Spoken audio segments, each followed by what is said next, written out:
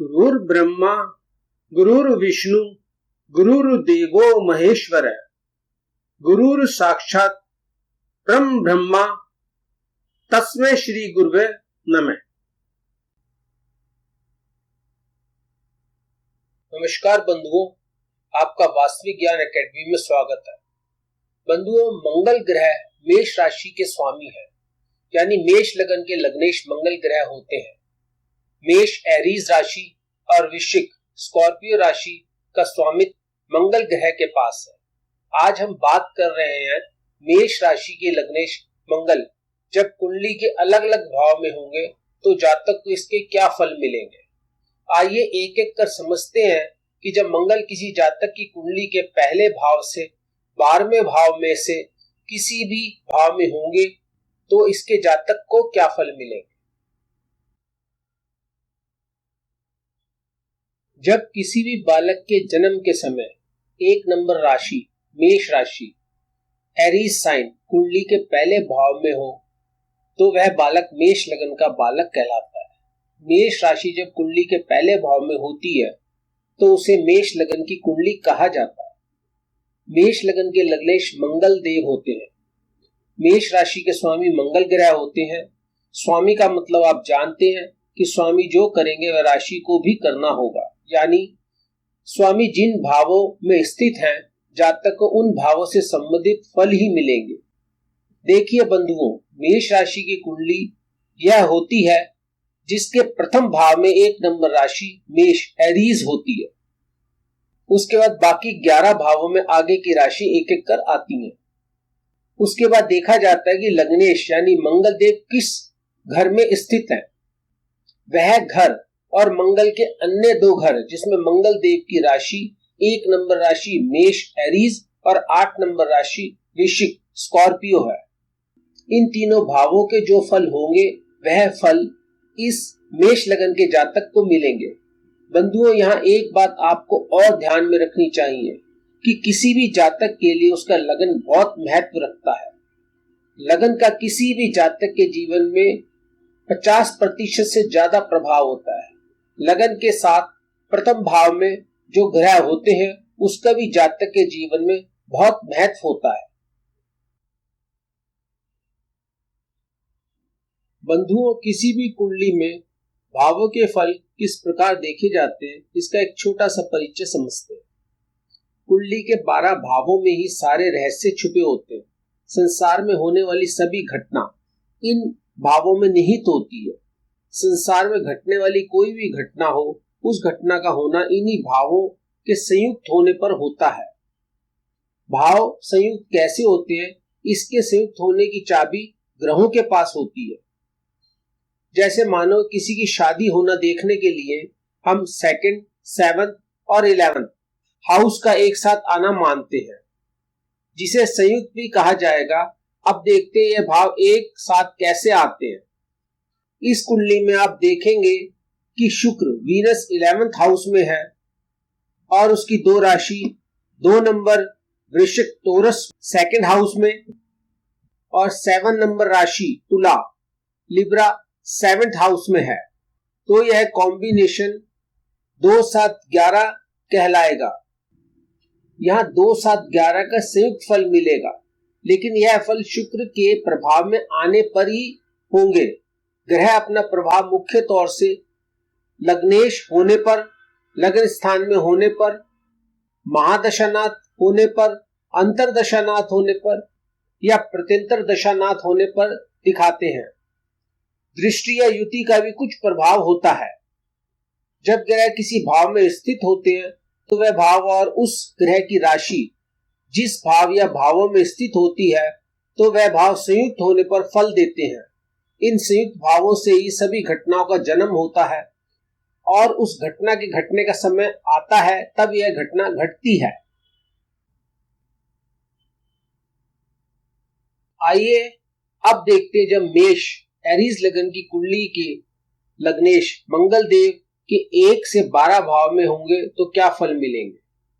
जब मंगल देव प्रथम भाव में ही स्थित हो तब भावों की यह स्थिति बनेगी। मंगल खुद प्रथम भाव में और उनकी राशि फर्स्ट राशि मेष एरीज और मंगल की दूसरी राशि 8 नंबर राशि वृश्चिक स्कॉर्पियन संयुक्त फल बताते हैं, क्योंकि मंगल फर्स्ट भाव में है और उनकी पहली राशि भी फर्स्ट हाउस में ही है, तो संयुक्त भाव बनते हैं 1 और 8। पहला भाव कारक होता है जातक स्वयं और उसका मस्तिष्क और उसका पूरा शरीर। 8वां भाव होता है शरीर का मल मूत्र वाला भाग या किसी भी व्यक्ति के प्राइवेट पार्ट्स वाला बॉडी पार्ट, यानी जहां से किसी भी जातक की गंदगी निकलती है। शरीर का वह हिस्सा जहां से शरीर का वेस्ट पदार्थ को निकाला जाता है। रहस्यपूर्ण कामों का होना भी इसी भाव से देखते हैं। धरती के अंदर दबे हुए रहस्य, दबा हुआ धन, रहस्यमय बातें, पैतृक धन, संपत्ति इत्यादि। बंधुओं, 1 और 8 भाव का अर्थ बताता है जातक को छोटी मोटी बीमारियां हो सकती हैं, जैसे सर्दी जुकाम। 1 और 8 का संयुक्त फल बताता है जातक का निडर होना। जातक हिम्मत वाला होगा, निडर होगा। जातक का रुझान रहस्यपूर्ण जानकारी प्राप्त करने में होगा। जातक का अपना आचरण भी रहस्यपूर्ण होगा। मेष लगन में जब मंगल सेकंड हाउस में होंगे तब भावों का कॉम्बिनेशन बनेगा 2, 1, 8 और इसका फल होता है, क्योंकि मंगल देव सेकंड भाव में विराजमान है और उनकी राशि फर्स्ट हाउस और 8th हाउस में है, इसलिए संयुक्त फल बनता है 1, 2, 8 भावों का। बंधु, जब भी किसी प्लेनेट ग्रह का फल देखना होता है तब भावों का ज्ञान होना चाहिए कि किस भाव में क्या फल होते हैं। पहला भाव कारक होता है जातक स्वयं, उसका पूरा शरीर, उसके बाल, उसका मस्तिष्क, उसकी खोपड़ी, जातक का स्वभाव, जातक की शारीरिक संरचना, जातक की आयु। सेकंड हाउस, दूसरा घर, धन भाव, संपन्नता, नकदी, आभूषण, बैंक में एकत्रित धन, पिता के रोग, क्योंकि पिता का 9वां भाव होता है और दूसरा भाव 9th हाउस से 6th षष्ठम भाव होता है। 6th हाउस रोग का भाव कहलाता है, इसलिए दूसरा भाव पिता के रोग का कारक होता है। सेकंड हाउस में बुध या मंगल होने पर जातक असत्य कथन करेगा। दूसरे भाव में शनि या राहु के होने पर जातक में बुरी आदतें होंगी, बैड हैबिट्स।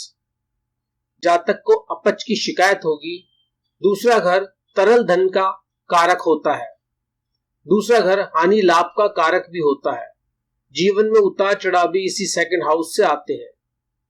बड़ी मौसी, बड़ा मामा इसी दूसरे घर से देखे जाते हैं। शरीर के अंग, आंख, माथा, चेहरा, दांत, जीभ, नाक और खाने की नली इसी सेकंड हाउस से देखी जाती है। 8th हाउस, 8वां घर। जीवन में पिता की हानि 8th हाउस से ही देखी जाएगी। प्रोविडेंट फंड, बीमा, दहेज, लॉटरी, पैतृक संपत्ति, आकस्मिक धन प्राप्ति, मृत्यु का घर, दुर्घटना, सम्मान में हानि, शरीर के स्वास्थ्य की जांच, असाध्य रोग, लंबी दूरी की यात्रा में रुकावट, बेइज्जती, इंसल्ट, कानूनी कार्रवाई, उच्च शिक्षा में रुकावट, रहस्यपूर्ण और छुपी हुई गतिविधियां, भूमि के अंदर के रहस्य, ऐतिहासिक रहस्य, ज्योतिष ज्ञान इत्यादि। बंधुओं, जब भी किसी प्लेनेट ग्रह का फल देखना होता है, भावों का ज्ञान होना चाहिए कि किस भाव से क्या फल होते हैं। हमने यहाँ इन भावों का कुछ सीमित फल बताए। फर्स्ट हाउस तन भाव कहलाता है। सेकंड भाव मुख्य तौर पर धन भाव कहलाता है। 8th भाव आयु भाव कहलाता है। आयु भाव के साथ साथ गुप्त वस्तुओं, गुप्त ज्ञान का भाव है, जैसे छुपा हुआ या अचानक से मिलने वाला धन, भूमि के अंदर की गुप्त वस्तुएं, सोना चांदी, पेट्रोलियम, कोल या कोई और खनिज या धरती में होने वाली और भी वस्तुएं, छुपी हुई वस्तुएं, छुपा हुआ ज्ञान जैसे ज्योतिष ज्ञान, छुपा हुआ इतिहास, छुपी हुई विद्या या कला, गंभीर बीमारी, क्रोनिक डिजीज, शरीर में छुपी हुई बीमारियां, शारीरिक श्रम इत्यादि। अब देखते हैं 2, 1, 8 भावों से संयुक्त।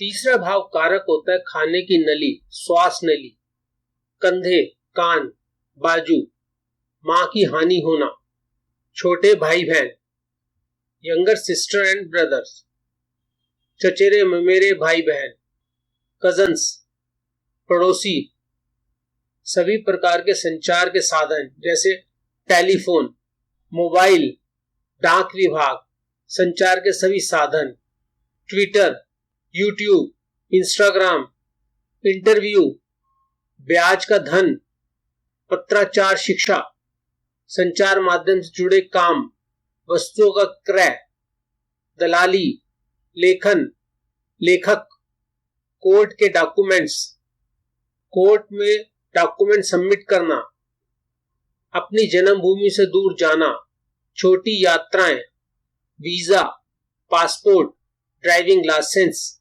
इत्यादि। मेष लग्न में जब मंगल 3rd हाउस में होंगे तब भावों का कॉम्बिनेशन बनेगा 3, 1, 8 और इसका फल होता है जातक की शारीरिक मेहनत का लाभ उसके छोटे भाई बहन और उसके पड़ोसियों को मिलेगा। जातक जरूरत पड़ने पर अपने छोटे भाई बहनों पर अपनी जान भी न्यौछावर कर देगा। जातक अपने छोटे भाई बहनों को लेकर चिंतित रहेगा।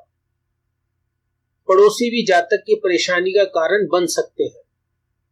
जातक जमीन में फाइबर ऑप्टिकल या गैस पाइपलाइन बिछाने का काम या डीजल की पाइपलाइन बिछाने का काम या इस प्रकार के काम कर सकता है जो भूमि के अंदर किए जाते हैं, जैसे खदानों का काम।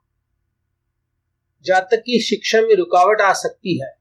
जातक संचार से जुड़े कामों को कर सकता है। जातक पत्राचार शिक्षा प्राप्त करेगा। जातक को गले, हाथों या कंधों से संबंधित रोग हो सकते हैं।